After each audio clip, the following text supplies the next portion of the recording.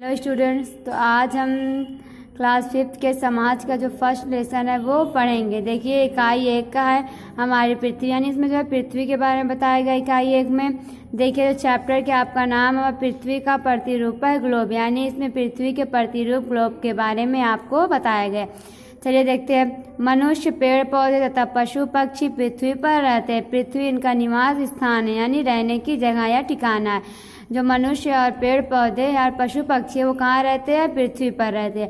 और पृथ्वी जो है वो हमारा यानी हम सब का जो है निवास स्थान है। पृथ्वी का एक बड़ा भाग लगभग 70% पानी से ढका हुआ है, यानी जो हमारी पृथ्वी है उसका जो बड़ा भाग है 70% वो जो है पानी से ढका हुआ है, और 30% भाग पे जो है वो आबादी उस पर रहती है। पानी से ढके बड़े क्षेत्र को पानी से ढके बड़े क्षेत्र महासागर कहलाते हैं। यानी जो पानी से ढका हुआ बड़ा क्षेत्र है उसे क्या कहा जाता है? महासागर कहा जाता है। पृथ्वी पर मुख्यतः निम्नलिखित 4 महासागर, यानी पृथ्वी पर मुख्य रूप से जो है 4 महासागर है। नंबर 1 है प्रशांत महासागर, नंबर 2 है अटलांटिक महासागर, नंबर 3 है हिंद महासागर और नंबर 4 है आर्कटिक महासागर। देखिए यहाँ पे आपको चारों महासागरों के नाम जो है वो बताए गए हैं। अब देखिए पृथ्वी पर कुछ विशाल भूभाग, भूभाग मतलब होता है जमीन का भाग या टुकड़ा, विशाल मतलब होता है बड़ा, यानी बड़ा जमीन का भाग या टुकड़ा है, जिन्हें महाद्वीप कहा जाता है। 7 महाद्वीप निम्नलिखित है।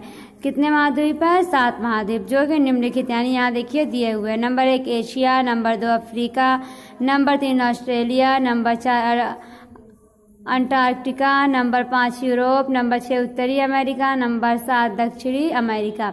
7 महाद्वीप के आपके नाम दिए गए थे। चलिए अब हम नीचे देखते हैं। हमें ज्ञात है कि एशिया सबसे बड़ा महाद्वीप है तथा प्रशांत महासागर सबसे बड़ा महासागर, यानी जो एशिया है वो हमारा सबसे बड़ा जो है महाद्वीप है, और जो महासागर है वो कौन सा है? प्रशांत महासागर। सबसे बड़ा महासागर प्रशांत महासागर है। विशाल भूभागों महाद्वीपों की सतह सभी स्थान पर एक समान होती है, यानी जो जमीन का टुकड़ा यानी बड़ा भाग होता है उसकी जो सतह होती है, यानी जो नीचे की सतह होती है उस एक समान नहीं होती, यानी एक जैसी नहीं होती है। इस पर कहीं मैदान, कहीं चोटियाँ, कहीं पठार मतलब होता पहाड़, कहीं रेगिस्तान और कहीं पर्वत श्रृंखलाएं हैं। यानी इस पर कहीं जो है मैदान है, कहीं चोटियाँ हैं, कहीं पठार यानी पहाड़ है, कहीं रेगिस्तान है, तो कहीं पर्वत श्रृंखलाएं हैं। यहाँ तक कि समुद्री सतह पर भी मैदान, पठार तथा खाइयाँ, गहरे गड्ढे हैं। देखिए कुछ वर्ष पहले सन 1969 में मनुष्य ने चंद्रमा पर कदम रखा था, यानी कि कुछ साल पहले जो है सन 1969 में जो मनुष्य है उन्होंने कहाँ कदम रखा था? चांद पर कदम रखा था। उसने चंद्रमा से पृथ्वी को देखा तो पाया कि यह भी सूर्य और चंद्रमा की तरह गोलाकार है, यानी हमारी पृथ्वी कैसी है? चिपटी नहीं है बल्कि गोलाकार यानी गोल है। प्राचीन काल में मनुष्य सोचता था कि पृथ्वी समतल मतलब होता है समान यानी बराबर यानी चिपटी है, और इसके किनारे अतः वह एक सुदूर क्षेत्र की यात्रा नहीं करता था। यानी जो है प्राचीन यानी जो पहले का समय था उसमें लोग क्या सोचते थे? जो हमारी पृथ्वी है वो समतल यानी कि चिपटी है, इसीलिए वो सुदूर यानी कि दूर क्षेत्रों की यात्रा जो है नहीं करता था। उसकी सोच थी कि सुदूर क्षेत्रों की यात्रा करने से वह किनारे से नीचे गिर जाएगा। वो ये सोचता था कि अगर वह दूर की यात्रा करेगा तो वो कहीं किनारे से नीचे ना गिर जाए। किंतु अब पृथ्वी की गेंद जैसी आकृति के संबंध में किसी प्रकार का संदेह नहीं। गेंद मतलब गोल, यानी अब पृथ्वी के गोल आकृति के संबंध यानी विषय में किसी को अब कोई संदेह नहीं है, शक नहीं है। ग्लोब, चलिए हम ग्लोब के बारे में देखते हैं।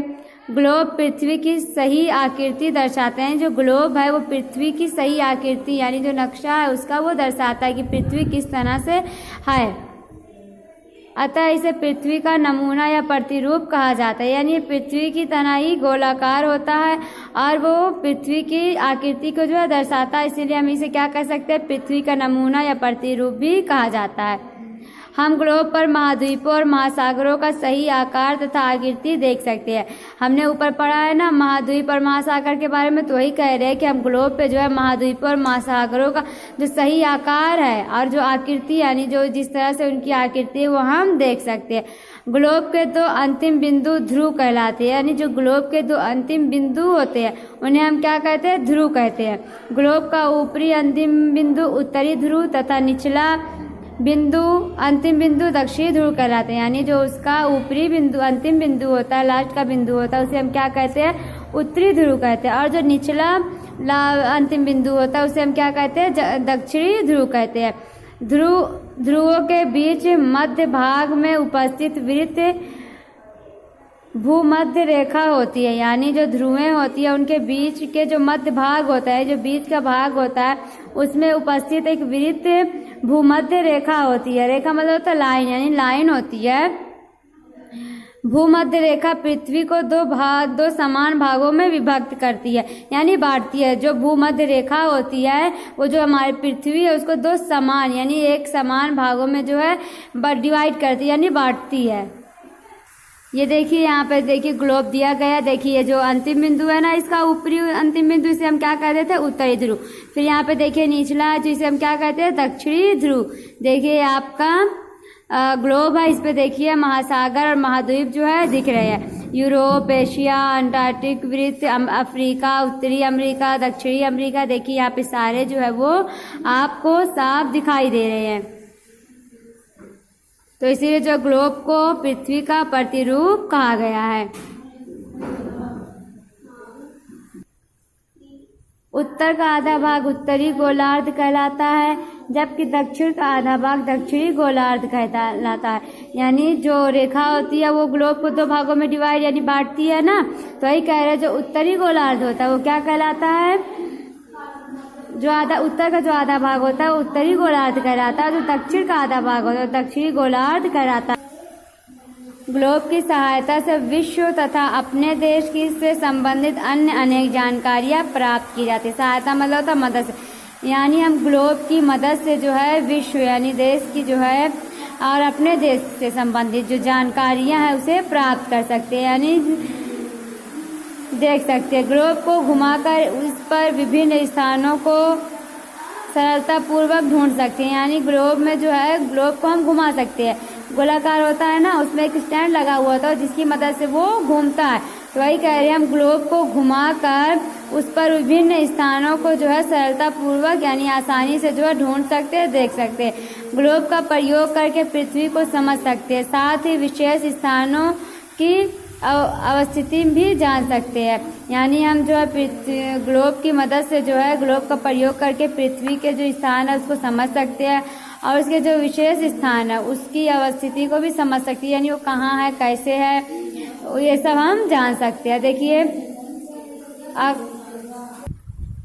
आपकी जो ये वीडियो है यहीं पे ख़त्म होती है। अगली वीडियो में आपको अगला पार्ट जो है इसका पढ़ाया जाएगा। तब तक आप इसे अच्छी तरह से रीड करिए, लर्न करिए, इसे अच्छी तरह से आप समझिए।